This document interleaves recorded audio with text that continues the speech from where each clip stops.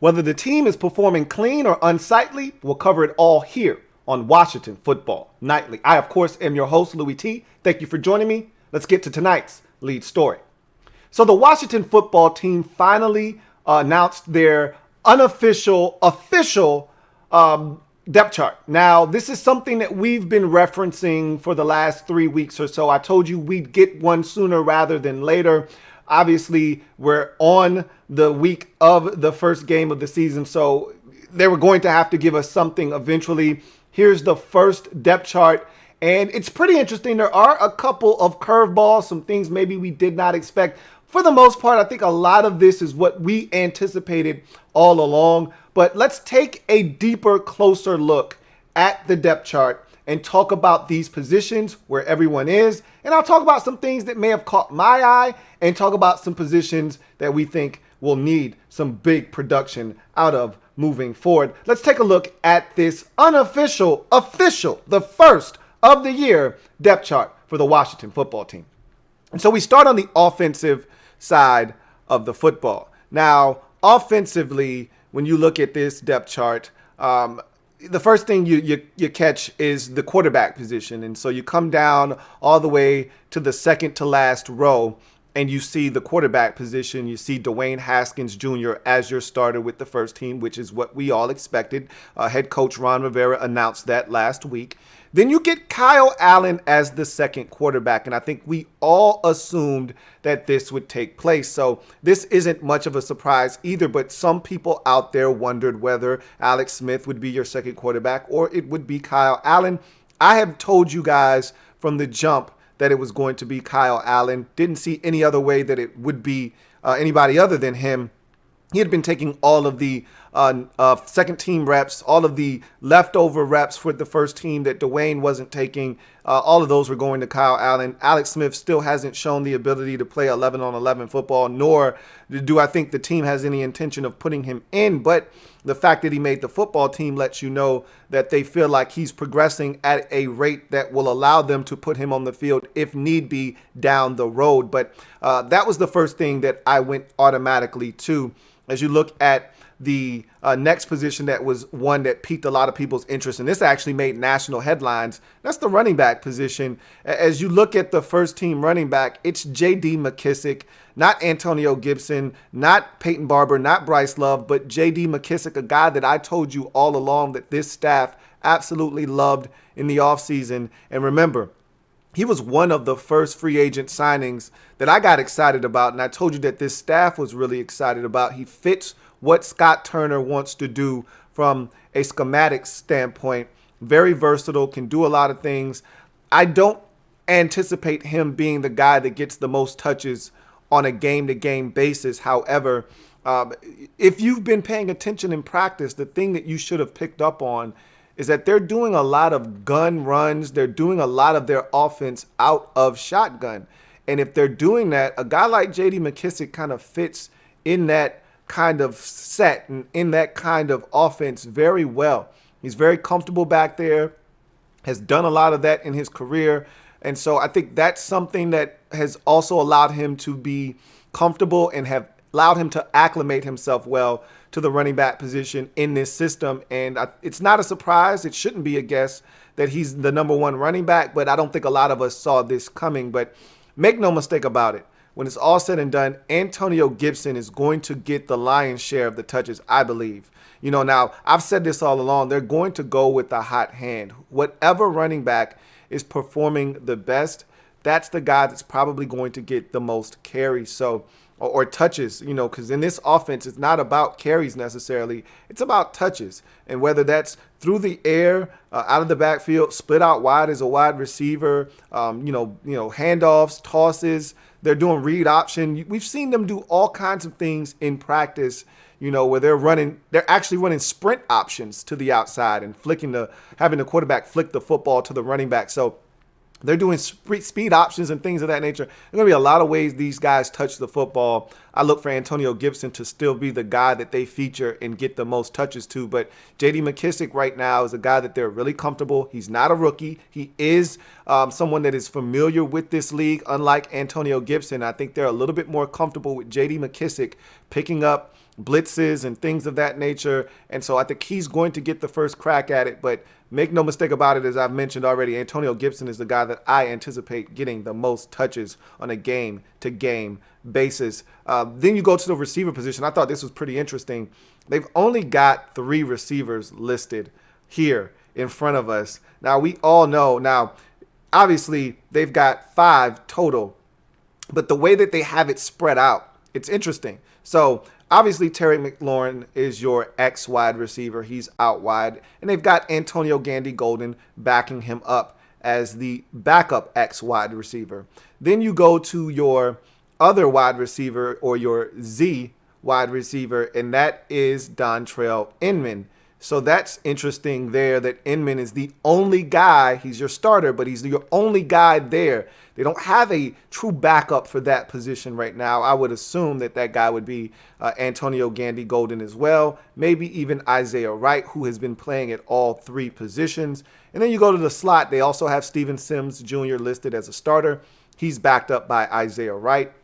And so those are your 5 wide receivers. Thought it was interesting that there is no backup for Dontrell Inman. He's your only Z right now. But again, looking at the way things are set up, Dontrell Inman is your starter. Isaiah Wright would probably slide over if need be, because he's been the guy playing all of the positions in practice. So that was something that I looked at and thought that was a little interesting. Then you get to the offensive line. No surprises here. Jaron Christian is your starting left tackle. Wes Martin is your starting left guard. Chase Roulier, your starting center. Brandon Sheriff, your starting right guard. And Morgan Moses rounds out your starting offensive line at right tackle. All of their backups seem to be in place. Jaron Christian's backup is Sadiq Charles, and David Sharp just got here. So, again, that makes a ton of sense when you look at that. Wes Schweitzer was supposed to be battling Wes Martin. It was supposed to be the battles of the Wesses, but Schweitzer was really never healthy throughout camp, and so no battle really materialized. And so Wes Martin is your starter. Wes Schweitzer is your backup at left guard. Keith Ishmael was drafted as a center. He's backing up Chase Roulier on the depth chart, but Keith Ishmael can play both guard spots as well. But as you see, they have Wes Schweitzer listed as the backup right and left guard, which is why I thought it was odd that there is no backup behind Dontrell Inman as the second Z receiver. That may mean that they don't feel as comfortable with someone else playing Z receiver. Again, I don't want to jump to any conclusions, but Schweitzer is listed as both the backup left and right guard. And then at right tackle, Cornelius Lucas has the backup spot there. You go to the tight end position. I thought this was a little interesting. Not super interesting, but interesting enough. Logan Thomas is your starter. Obviously, we know that. Jeremy Sprinkle, however, is your backup tight end, your second string tight end. With all of the hoopla and fanfare that Marcus Ball was attracting during camp, thought he might have been second on the depth chart. Remember, we weren't really sure how the tight end position was slotted. We knew Logan Thomas was first. I remember I didn't have Sprinkle nor Ball as locks when I did my original projection of the 53-man roster. That's because I couldn't tell you which one of those guys they felt most confident in after Thomas. Well, we get our answer here in Jeremy Sprinkle. That's the guy they're a little bit more comfortable with putting on the field. If anything were to happen to Logan Thomas, Sprinkle would be the next guy up to start.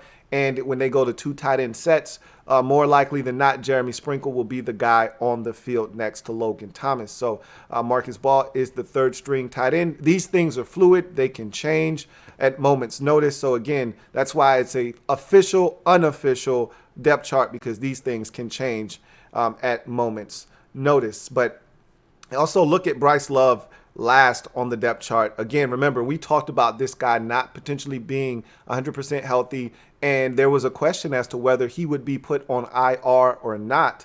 Well, they elected to keep him on the active roster. He's not going to be placed on IR. However, you can tell where he is on the depth chart in the pecking order right now by looking and seeing that he is on the 4th string in terms of the running back food chain. So that's something else to take a look at as we go to the defensive side of the football. Remember, there was a lot made of the original starting group that they had out on the field at one practice that did not include Chase Young nor Daron Payne, but rather Ioannidis and Kerrigan, as you see. And I told you guys that was nothing to be alarmed by. I said when the season starts, Chase Young will be starting at one defensive end, Montez Sweat will be at the other, and the Bama wall will be inside. Well, voila. Young starting at one defensive end position, Montez Sweat at the other, and Daron Payne and Jonathan Allen are manning up the two defensive tackle positions inside. As you see the backups for them,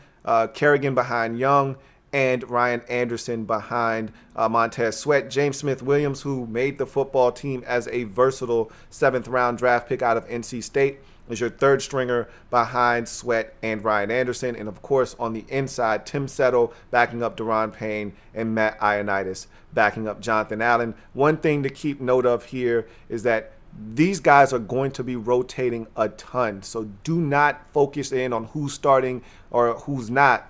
These guys are going to get a lot of playing time. We should see a lot of Tim Settle, a lot of Matt Ioannidis, a ton of Ryan Kerrigan, some of Ryan Anderson. We're going to see a lot of these guys on the football field mixing and matching. So this is not something you should really get hung up about. I think it's more important to look at the linebacker position, which I thought was very interesting because I just assumed Cole Holcomb was going to start. I was shocked when I looked at this list of backers, and he may ultimately start. You know, like I said, this is an unofficial depth chart, so not necessarily how things are going to go week 1 versus Philadelphia, or it may look like this. And when you listen to Jack Del Rio talking, we'll talk about what he had to say a little bit later on in the show.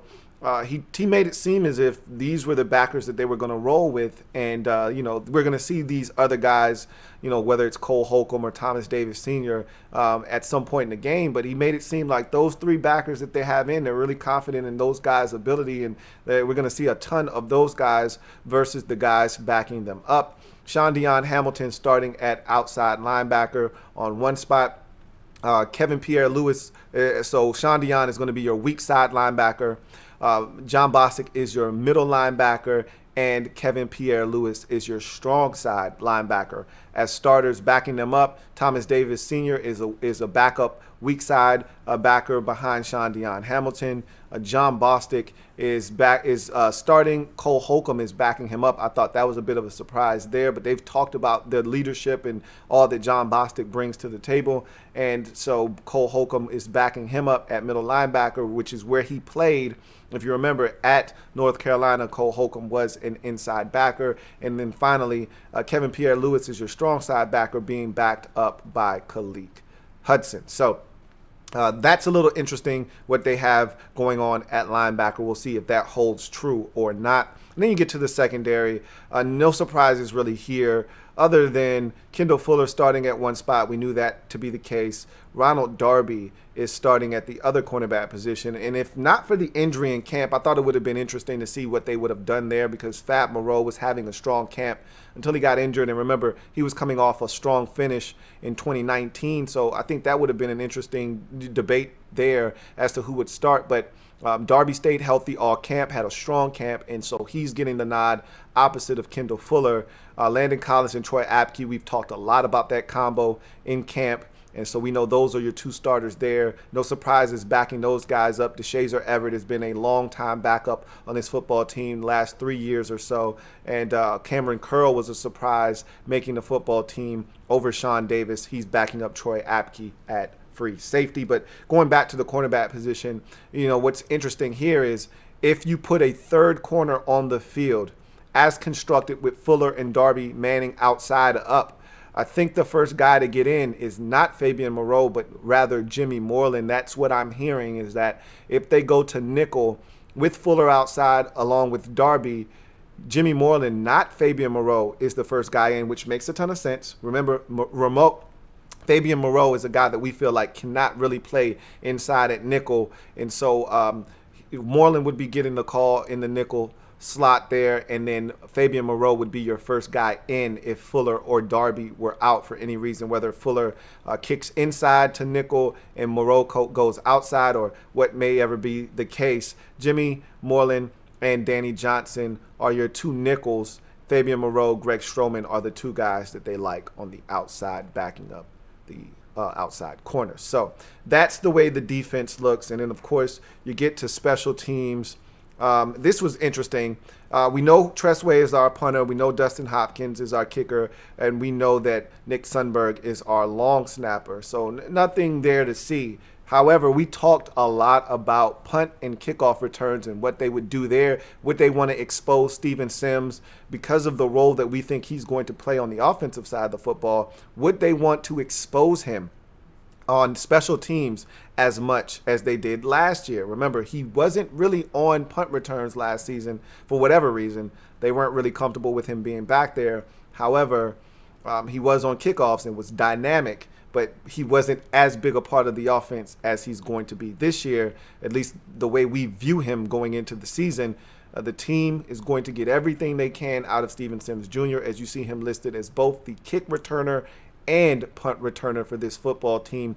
Again, that could be subject to change. He could be tearing it up early in the season and they realize he's too valuable of an asset to have on both punt returns and kick returns, and they may start to ease him away from those positions. But right now, he's your starting slot receiver and your starting kick and punt returner on this football team. You see Isaiah Wright's backing him up on punt return. It would not shock me if down the road they decide that Isaiah Wright is going to be their new punt returner and Steven Sims is only on kick return. So we'll see what happens with that.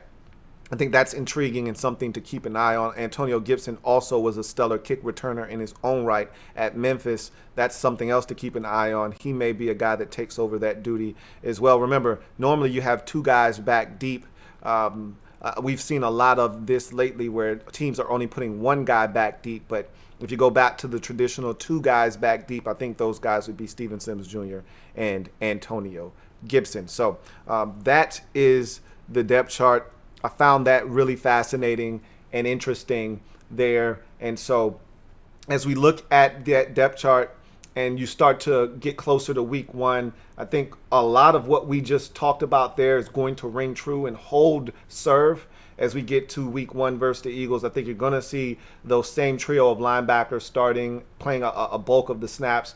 You're going to see a heavy rotation along the defensive line. I wouldn't put too much into that, but I think something else that is rather interesting is the running back position. I think still Antonio Gibson is going to be the guy that gets the most touches when it's all said and done, but do not count out nor discount J.D. Mckissick and his involvement in this offense, as I had told you when he was first signed to this team in the offseason. So now let's move on to in other news. And we're going to talk about what head coach or interim head coach Jack Del Rio had to say. He filled in for Ron Rivera. We'll talk about that here shortly. But I first want to look at the practice squad. The team filled out its practice squad. 16 guys are available for the practice squad this year. Unlike past years when that number was 10, it's been extended out to 16. And there's some interesting names up there. Most of them we assumed would be back, but they did add a couple of names that were outsiders coming in. And so we'll talk about those guys as well. So let's take a look at the practice squad as we take another closer look here. And so all of these players have been signed to the Washington football team's practice squad. And we'll go down the list quickly. Defensive tackle David Bada is a guy that is in the IPP program, which is a program that is set up. It's the International Pathway Program, which has been set up by the NFL to help players that are abroad learn the game and have a chance to make it on an NFL roster. Washington was one of 7 teams that took part in this program, so they get an extra practice squad spot. So they should be able to have 17 players on their practice squad versus 16. We'll see if they bring another guy in or not. However, he's on the practice squad is David Bada. And I think it's interesting that the Washington football team took part in this program because in Carolina, Ron Rivera had success with another foreign player from over across the pond in Effie Obada, who came in and had himself a whale of a game a couple of years ago versus the Cincinnati Bengals, and actually was a good player for him in Carolina. So I'm thinking that Rivera's thinking maybe he can strike gold a second time, this time with maybe defensive tackle David Bottle. We'll see. Defensive end Jordan Brailford was a guy that was really positioning himself to try to make this football team. He was in a heated battle with James Smith-Williams, the 7th-round pick from this year. Remember, Jordan Brailford was the 7th-round pick from last year's draft. He got injured last year. We never got to see him. He was battling with this year's 7th-round pick, or one of this year's 7th-round picks, James Smith-Williams. Williams won out because of his versatility, but Jordan Brailford is a guy that they like, that can win off the edge. I wouldn't be shocked if we saw him at some point this year in an NFL game or two. Wide receiver Tony Brown, he's interesting because, remember, they cut ties with Darvin Kidsey towards the end of training camp, and it was kind of a suspect move. Like, why are you cutting Darvin Kidsey this late into camp to sign wide receiver Troy Brown out of Colorado? Didn't make a lot of sense then. It's starting to become a lot more clear why they did it. They really liked Tony Brown, feel like he was an upgrade over Darvin Kidsey, and they wanted to snatch him up and give him an opportunity to perform on the practice squad. So here is Tony Brown with that opportunity. We'll see what he's able to do with it, and he's teaming back up with one of his college teammates who also made the practice squad, and quarterback Steven Montez, who we all knew was going to end up on the practice squad. Big kid, big arm. I talked about him in the offseason when he was signed as an undrafted rookie, and I said this is a guy that they're going to stash away on the practice squad and continue to work with and see if he can develop himself into a quality backup quarterback in this league. Cornerback Aaron Colvin is one of the veterans, and this is a different thing this year. In past years, you wouldn't be able to put a veteran like Aaron Colvin on the practice squad, but this year you're able to stick a couple of veterans on the practice squad. They used one of those veteran spots on Aaron Colvin, which I thought was a smart move by the football team. Gives them another guy in the nickel that they trust in a pinch that they can pull up. And remember, on game days now, you can have 55 guys active. The 53 on the roster can be active. In past years, you could only have 46 active. This year, they're allowing you to have all 53 of your guys active, plus 2 guys on the practice squad. So on game days, you'll have 55 guys available to play. And so Aaron Colvin is a guy they could easily put up on game days and have him be active and give them another guy in the secondary. Thought that was a great move, and it's good to know that he was able to clear waivers and get to a place where they could bring him back on the practice squad. That's probably really comforting for this staff to know that they got away with Aaron Colvin not making the team, but then also being able to stash him away on the practice squad. Guard Joshua Garnett is a guy that they signed in camp as a body, and initially I thought he was nothing more than a camp body, but they talked about Joshua Garnett and how he may fit this offensive scheme a little bit better, and so they think this is a guy that may have some potential down the road. They're going to continue to allow him to develop here in Washington. If something comes of it, you may see Joshua Garnett here down the road. If not, he's a guy that will continue to work on the practice squad. Tight end Hale Hinches is a guy that we saw briefly at the end of last season. Liked some things that he did, and he'll be around continuing to get better. And again, if something were to arise at the tight end position, they have a guy in Hale Hinches that they feel really comfortable about pulling up to the active roster and not feeling like they're going to miss a beat. Linebacker Jarrett Norris is a guy that has really been with Ron Rivera for the last 3 or 4 years in Carolina. He's very comfortable with Jarrett Norris, knows what he brings to the table as a special teams demon and beast. And so, again, if something were to happen to Khaleke Hudson and they lose Khaleke Hudson's value on special teams, Jarrett Norris is there to step up and give them that special teams prowess that they would lack if something were to go down with Khaleke Hudson. Nate Orchard is another defensive end. Talked about Jordan Brailford earlier. Nate Orchard is another guy that they like as a defensive end. He showed his worth last year in some spots against Carolina, was probably his finest hour last season. And so Ron Rivera, well aware of what Nate Orchard can provide, as he saw Nate Orchard up close and personal last year. Did some good things in camp, but not enough to beat out the guys. Again, very heavy rotation at defensive end. It was going to be all but impossible for Nate Orchard to crack the roster, but good to have that kind of depth here with him on the practice squad as he continues to compete. Linebacker Donald Payne is a guy that is really a safety. When you see him, he's 215 pounds, ex-college safety, playing the linebacker position, one of those hybrid guys similar to the linebacker we got out of we use a safety that we converted to linebacker out of Louisville that opted out of the season this year. Smaller guy, smaller frame, very athletic. He was hurt for much of training camp, never really got to show what he could do, and so they're going to allow him to continue to mend and to compete on the practice squad. Center Ross Pierce-Baker is a guy that we thought was going to get cut, thought he would be back on the practice squad. No surprise here. A guy that was drafted last year, later in the draft, out of Alabama, solid interior offensive lineman, but not a guy that's supposed to be starting on your football team.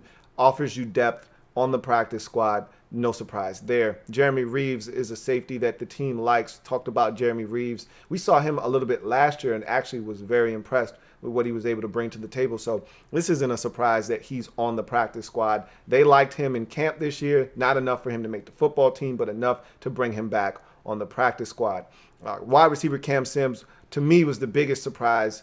After you got past Adrian Peterson being cut, which we already knew about, when the 53-man roster was kind of piece by piece spilled to the media and then to us, this was one of the surprises that caught me off guard. Again, I knew Isaiah Wright had a legitimate shot at making his team. I just didn't think it was going to come at the expense of Cam Sims. I thought he had done enough in camp to win himself a roster spot.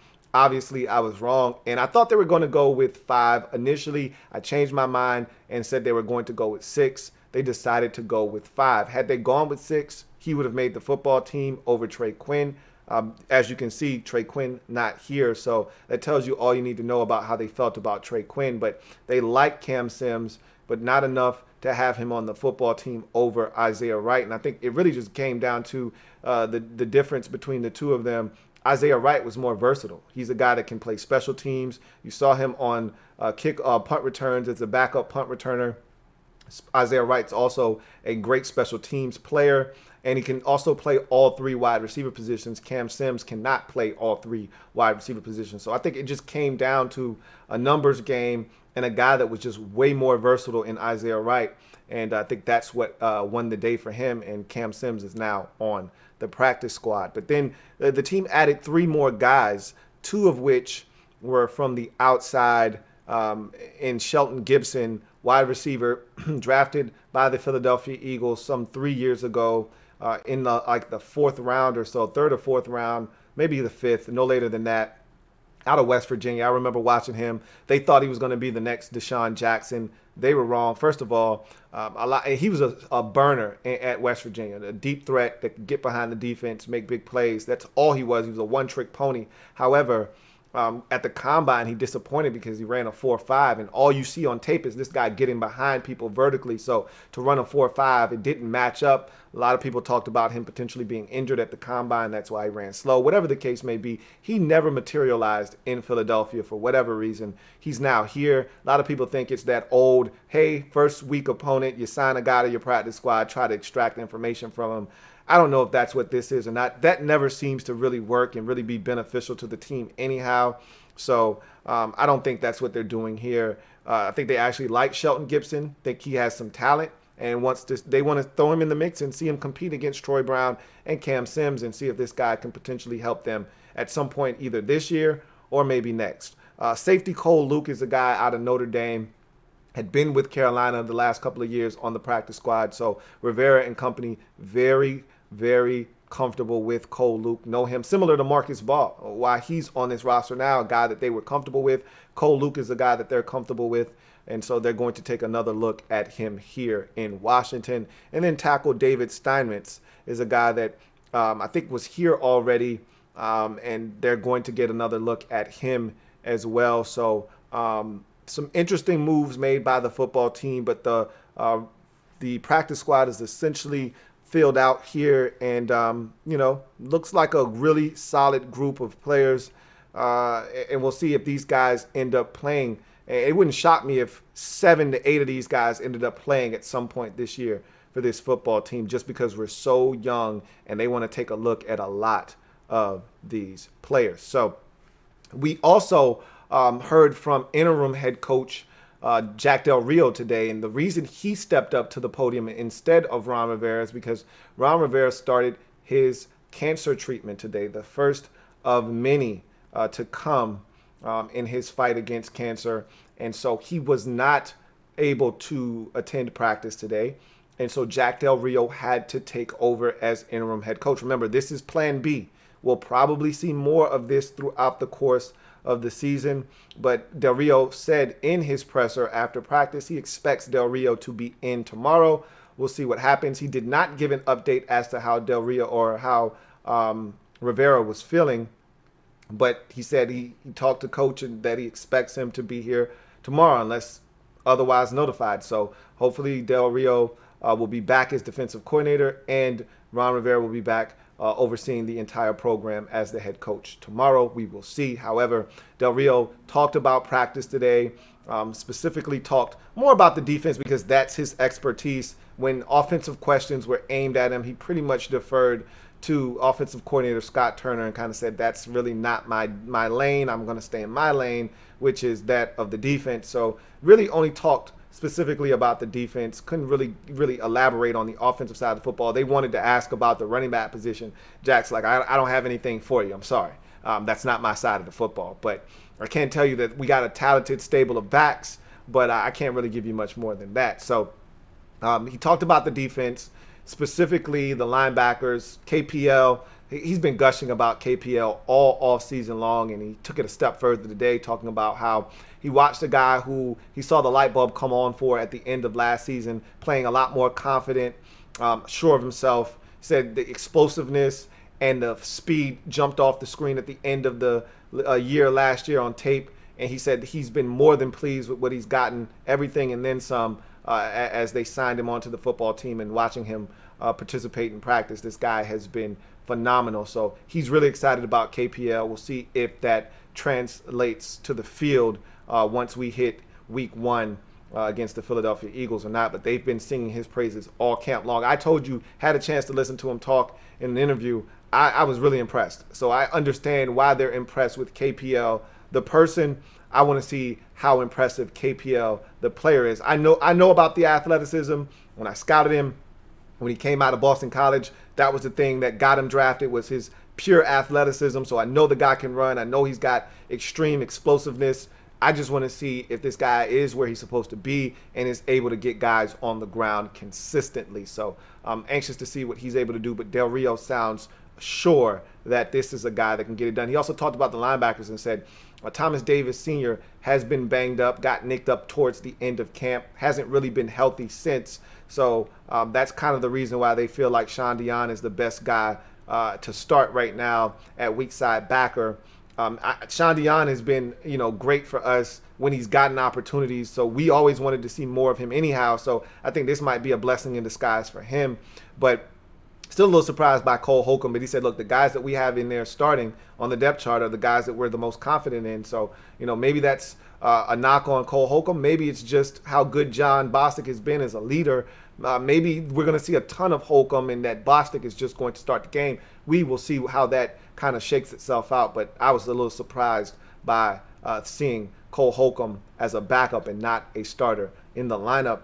He also talked about, Chase Young and said, look, we're not expecting anything more out of him than we are any of our other defenders. We just want him to play fast, play hard, technique sound, and try to help us win in any way possible. And so he talked about the Philadelphia Eagles and, some of the matchups they pose. And he talked about, Miles Sanders, their running back, and how he's multifaceted and they've got some talented players. But I thought the thing that was most profound that Jack Del Rio said at the podium was, he's talked about this before, but he reiterated it again, which was essentially, look, I'm not here to talk about talent. Yeah, we've got a lot of talent on this team, but so does every other team in the league. We're not more talented than all the other teams in the league.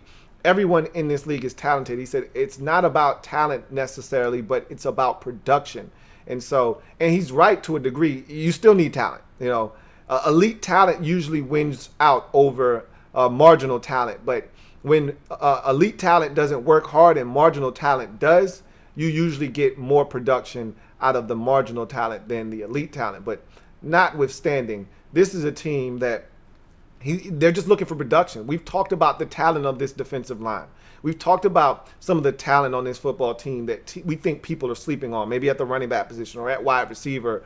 Well, it's time for these guys to produce at a high level. That's essentially what Jack Del Rio is saying. Look, it's time to stop talking about this talent and time for it to start producing on the football field, or else you guys are going to get fired because of this talent. We've always heard how a guy's potential can get you fired. Talent is no different. You can be the most talented football player in the league. If you're not able to have that produce and yield dividends on the field, you're not going to be around for long, and someone else that's probably less talented will take your spot. So we'll see if they get the most out of these guys. Del Rio seems to be really excited about the group they're going to be able to put on the field. He also said that Kendall Fuller was back at practice today, full participant.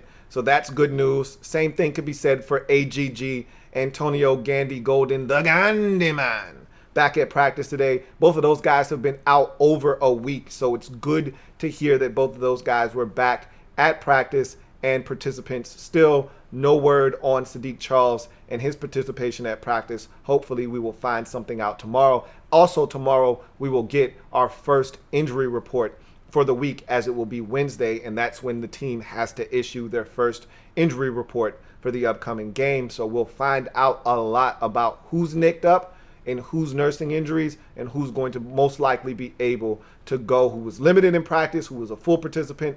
All of those things we'll be able to keep tabs on a little bit closer as well. So with that being said, let's go ahead and close out the show. We'll have a lot more to talk about tomorrow night on Washington Football Nightly, as we will start to turn our attention to our Week 1 opponent, the Philadelphia Eagles. We need to get this one, and we need to get it in the worst way. And I'll leave you with this last tidbit. I was listening to one of the interviews from today. Either it was an interview or I was reading it on Twitter. I might have been reading this one on Twitter. And I think it was from Ronald Darby, and he said, you know, it's kind of tough being at practice today without Coach being there, knowing what he's going through. I'm telling you right now, and I said this a long time ago, as soon as we found out about Ron's condition, remember, I had already said we were going to beat the Eagles when the schedule came out. So none of this stuff is impacting my decision. It just makes me even more confident that we're going to find a way to get it done for Coach. But I told you when this cancer situation first arose, that this is going to motivate them even further.